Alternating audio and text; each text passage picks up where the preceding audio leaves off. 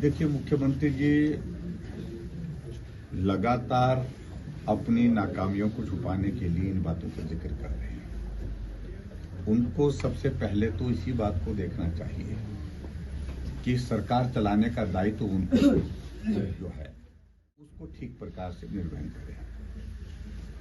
उनके नेतृत्व को बहुत बड़ी चुनौती है।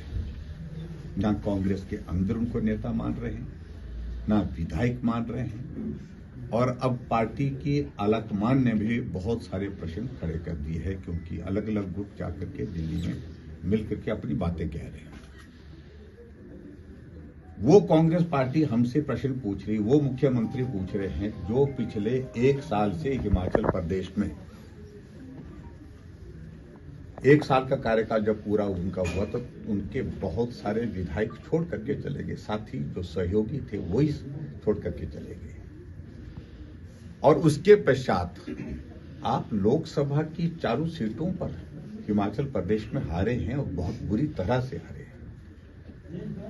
और उसके बाद और अगर हम बात कहें कि आप उस पार्टी के मुख्यमंत्री हैं जिस पार्टी के मुख्यमंत्री के समक्ष जो है कांग्रेस की 2 साल के कार्यकाल की उपलब्धियों का जब वहां पर बखान करने के लिए सभा रखी गई, कांग्रेस पार्टी की अध्यक्ष को वहां से बोलने से रोक दिया गया।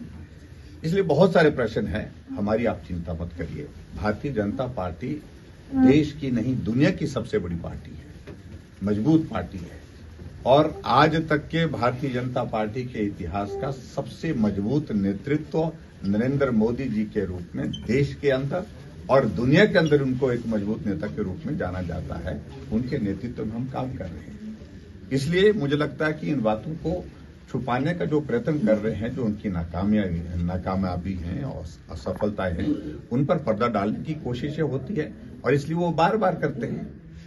हमें तो कह रहे हैं कि ये 5 टुकड़ों में, यार तुम्हारा तो चूरा चूरा हुआ पड़ा है। टुकड़ों को तो जोड़ा भी जा सकता है, लेकिन जो चूरा चूरा हुआ पड़ा है तो उसको कैसे जोड़ेंगे आप? यानी कि कांग्रेस पार्टी का इस तरह से पतन होगा हिमाचल प्रदेश में आने वाले समय में, जहां देश में राहुल गांधी ने कांग्रेस पार्टी को खत्म कर दिया, हिमाचल प्रदेश में सुखू जी उस काम को बहुत बखूबी कर रहे हैं। देखिए, इस बात को लेकर के मुझे हमको उनसे कोई सर्टिफिकेट नहीं लेना है। हम बड़ी साफ बात कह रहे हैं। ये हिमाचल सिर्फ कांग्रेस पार्टी का नहीं है, ये हिमाचल के लोगों का है और भारतीय जनता पार्टी भी यहां पर है। भारतीय जनता पार्टी ने इस आपदा के दौरान अपना पक्ष बहुत मजबूती के साथ देश के नेतृत्व के सामने रखा। गृह मंत्री जी को मिले, फाइनेंस मिनिस्टर को मिले, गडकरी जी को मिले, और मैं तो प्रधानमंत्री जी से भी मिला। और आपने इस बात को देखा कि सभी सांसद साथ थे और सभी सांसद साथ जाने के बाद हिमाचल के इतिहास में ये पहली बार हुआ कि देश के प्रधानमंत्री हिमाचल में आपदा से प्रभावित इलाकों का दौरा करने के लिए आए, दौरा किया, प्रभावित लोगों से मिले और उसके बाद 1500 करोड़ रुपए देने की यहाँ पर घोषणा करके यहाँ की मदद करने के लिए जो आए थे, उसका धन्यवाद करना चाहिए। इस बात के लिए धन्यवाद करना चाहिए। लेकिन मुख्यमंत्री जी जैसे प्रधानमंत्री जाते हैं कि कहने लगे ये उनके मुंह में जीरा है। और आज हिमाचल प्रदेश में आपदा को आए 5 महीने का वक्त हो गया, लेकिन उसके बावजूद सड़कें टूटी हैं तो टूटी हैं, पुल टूटे हैं तो टूटे हैं, लोगों के घर टूटे हैं तो टूटे हैं। अभी तक राहत देने का काम हिमाचल प्रदेश में सरकार ने किया नहीं। हम एक ही बात कह रहे हैं कि हिमाचल का जो इन 3 वर्षों में जो नुकसान हुआ है, इसकी भरपाई के लिए 2 दशक लगेंगे। 2 दशक पीछे चला गया हिमाचल प्रदेश। इतना बड़ा संकट आर्थिक रूप से कभी हिमाचल प्रदेश में नहीं रहा, जहां कर्मचारियों को समय पर सैलरी नहीं, पेंशनर्स को पेंशन नहीं मिल पाई, और हमने 20,000 करोड़ रुपए 5 साल में लिया ऋण, जो हमें बोलते हैं कि ऋण लिया, और हिमाचल प्रदेश में सुखू जी ने 35,000 करोड़ रुपए से ज्यादा ऋण 3 सालों में ले लिया है। रिकॉर्ड आज तक के मुख्यमंत्री का ऋण लेने का अगर है तो वो सुखू जी के नेतृत्व में 1,05,000 करोड़ रुपए से ज्यादा का ऋण हिमाचल प्रदेश के ऊपर हो गया। आप कल्पना करिए। और उसके बावजूद विकास कार्य ठप।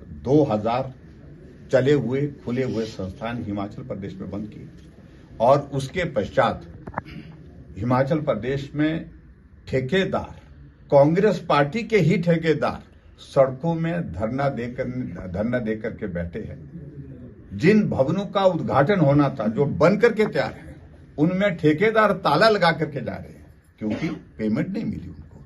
ऐसी स्थिति कभी भी इस प्रदेश ने देखी नहीं, जो वर्तमान मुख्यमंत्री सुखविंदर सिंह सुक्खू जी के नेतृत्व में प्रदेश देख रहा है। देखिए, एक नया हर वक्त जो है वो अपनी फ्रस्ट्रेशन को, अपनी नाकामी को छुपाने के लिए प्रयत्न किया जाता है। यही इसी प्रकार का नारा पहले लगाया था चौकीदार के नाम से, इसमें इसी तरह के शब्दों का इस्तेमाल उस वक्त किया था।